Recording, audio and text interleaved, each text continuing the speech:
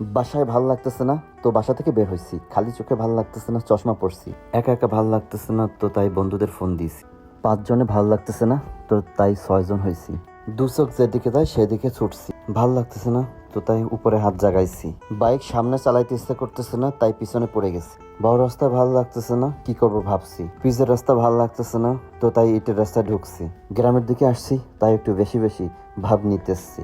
সামনে দেখি বিয়া, এখানে দাওয়াত না পেয়েও কিন্তু ঢুকে যাওয়ার চেষ্টা করতেছি। সবুজের হাতে গিফট ধরাই দিচ্ছি। যাওয়ার সাথে সাথেই কিন্তু খেতে বসে গেছি। পিসি আমাদের কিন্তু গোনা শুরু করে দিচ্ছে। এরা সবাই খাবারের জন্য ওয়েট করতেছে।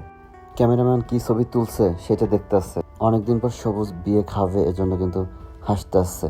গুড়াগাড়া আমাদের দেখে কিন্তু একদম হাসতে আসছে। এদিকে খাওনের পাল্লা কিন্তু হইতে আসছে। এদিকে বর এসে কিন্তু আমাদের খোঁজ খবর নিতে আসছে। এদিকে আমাদের খুবই আপ্যায়ন করাচ্ছে এবং বৌদি এসে কিন্তু আমাদের খাবার দিতে আসছে। খাওয়া শেষ, তাই এখান থেকে দ্রুত বেরোয় পড়তে আসছি। ভাল লাগতেছে না, তো তাই আবারও বাসায় চলে যাচ্ছি।